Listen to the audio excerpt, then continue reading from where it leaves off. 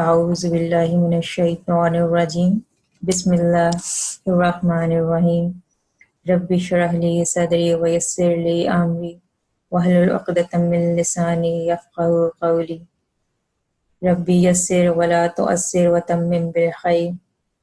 السلام علیکم ورحمۃ اللہ وبرکاتہ.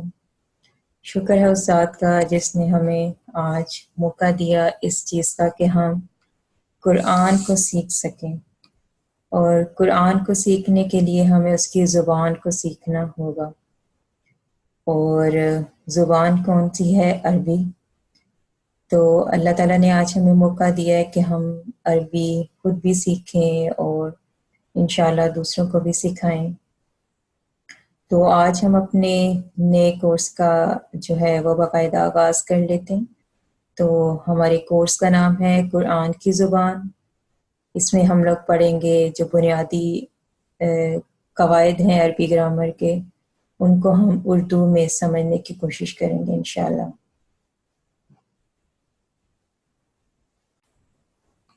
ہم اپنے سبق کا باقاعدہ آغاز کرتے ہیں اللہ تعالیٰ سے اس دعا کے ساتھ کہ اللہ تعالیٰ ہمیں اس کو مکمل طور پر سمجھنے کی توفیق عطا فرمائے اور ہمارے لیے آسانیاں پیدا کریں. تو آج ہم اپنے پہلے لیسن کا آغاز کرتے ہیں. تو ہمارا پہلا جو ٹاپک ہے وہ ہے حروف الہجا. حروف الہجا کیا ہوتے ہیں؟ جیسے اردو کے اندر ہیں حروف تہجی جن کو ہم بولتے ہیں الف ب ت، اسی طرح عربی کے اندر بھی جو الفابیٹس ہوتے ہیں یا حروف تہجی ہیں ان کو حروف الہجا کہا جاتا ہے. تو بنیادی حیثیت جو ہے حروف الہجا کو حاصل ہے. ان کی تعداد میں جو ہے تھوڑا سا علماء کا فرق ہے، کچھ 28 بولتے ہیں، کچھ 29، 28 اور 29 بولتے ہیں، اور یہ فرق صرف الف اور حمزہ کی وجہ سے ہے. جو علماء ان کو ایک کنسیڈر کرتے ہیں یعنی ایک مانتے ہیں، ان کے نزدیک جو ہے وہ 28 ہیں، اور جو ان کو علیحدہ علیحدہ شمار کرتے ہیں ان کے نزدیک 29 ہیں. حروف الہجا کو ہم دیکھ لیتے ہیں. جیسے ان کی پروننسیشن بھی تھوڑی سی ڈیفرنٹ ہے جو ہم حروف تہجی اردو میں پڑھتے ہیں. تھوڑا سا ڈیفرنس ہے کچھ الفاظ میں. جیسے یہاں ہے الف با تا سا جیم ح خ دال ذال را زا سین شین صاد ضاد طا ظا عین غین فا قاف کاف لام میم نون ہا واو اور یا. ٹھیک ہے. اس کے بعد ہم لوگ دیکھتے ہیں بنیادی حرکات. بنیادی حرکات میں سب سے پہلے فتحہ آ جاتا ہے، کسرہ آ جاتا ہے، دمہ ہے. اردو میں ہم لوگوں نے کیا پڑھا ہے؟ ہم نے پڑھا ہے زبر، زیر اور پیش کے نام سے. لیکن عربی کے اندر ان کو کیا بولتے ہیں؟ فتحہ، کسرہ اور دمہ. زبر آپ کو پتہ اس طرح سے ہوتی ہے، زیر اس طرح سے ہوتی ہے نیچے کی طرف، اور پیش اوپر کی طرف. اور جن الفاظ کے اوپر زبر ہوتا ہے اس کو ہم مفتوح بولتے ہیں.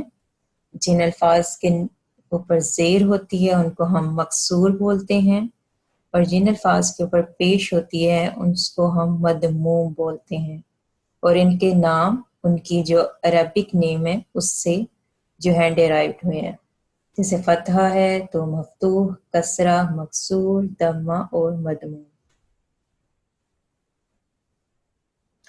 اس کے بعد جو نیکسٹ ہے وہ ہے دوہری حرکات. دوہری حرکات کیا ہوتے ہیں؟ جب ڈبل زیر ہو جائے، ڈبل پیش ہو جائے اور ڈبل جو ہے وہ زبر ہو جائے تو ان کو دوہری حرکات بولتے ہیں. ان کو ایک نام دیا جاتا ہے اور وہ ہے تنوین.